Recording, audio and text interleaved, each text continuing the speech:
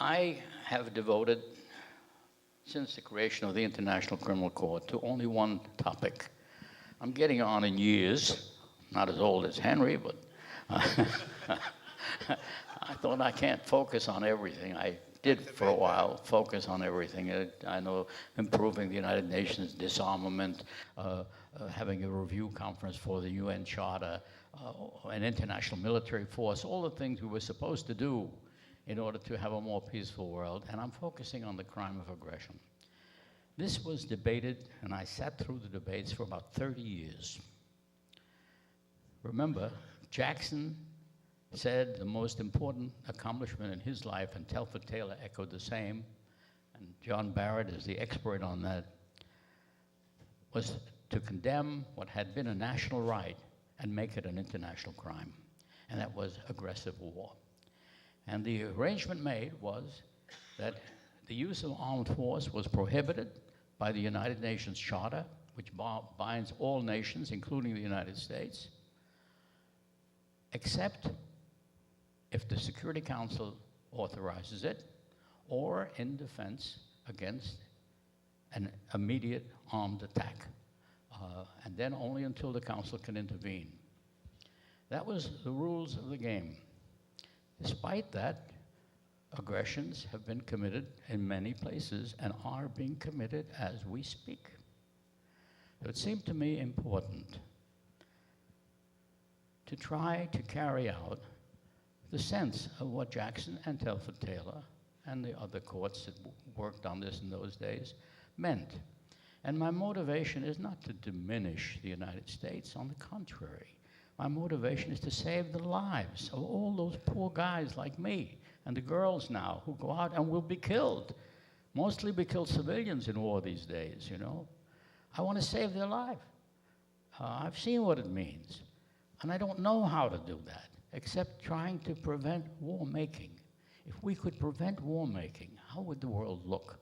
Imagine if we'd had an international criminal court in existence before the first Iraq war, and we were on the outskirts of Baghdad, and we told General Schwarzkopf, go in and arrest the criminal who's responsible for attacking a friendly neighboring Arab state and going into Kuwait, clear act of aggression, accompanied, as all such acts are, by crimes against humanity and war crimes. Arrest him, put him on trial, sentence him.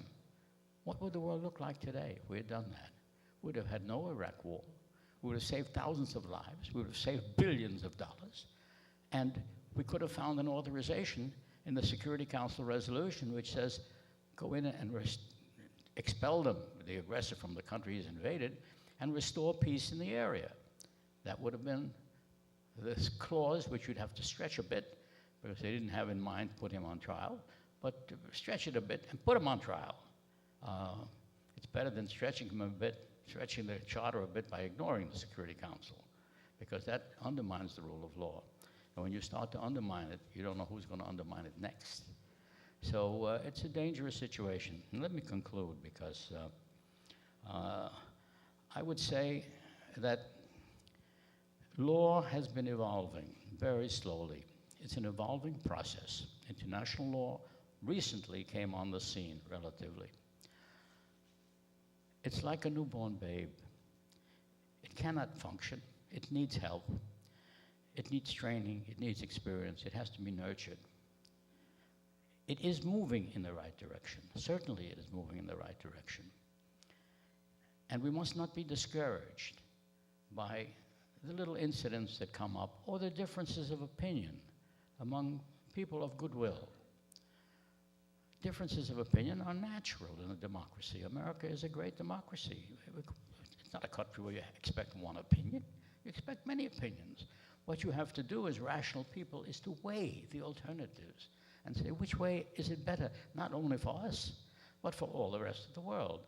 We must begin to have what I call planetary thinking, that you recognize that we are all inhabitants of one small planet. We must share the resources on this planet so that everyone on it can live in peace and human dignity. And it can be done. Don't tell me it can't be done, because it has never been done before. Nothing that is new was ever done before. If we can go to the moon, spend $1 billion or whatever it cost us to get there, and come back with a bucket of dirt and consider it a great victory, Why can't we arrange a system whereby you settle your disputes by peaceful means as required by law today? Why can't we do that? There's no good reason for that. We can fly airplanes which have 10,000 of parts in them, and if any one part is defective, the plane will crash.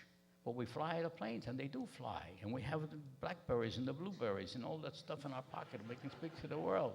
You know, these miracles of accomplishment, and we have to let women be raped in Darfur? We have to let the African people starve to death? Why? I don't believe that's beyond human capacity. You need to generate the political will without waiting before you have to kill another few 100 million people. So, basically, on that happy note, I say we are making good progress, and even if we weren't, even if the progress is slow and difficult, I think we have an obligation, moral obligation, to those who have perished, to those who are still in the military, where's my friend Mr. Newton there, who are speaking for the military, and for those who are yet to come, to try to make this a more humane and civil world under a rule of law. And if we all set our minds to it, I'm confident. I may be around to see it, but I'm confident it can be done. So I wish you luck. Thank you.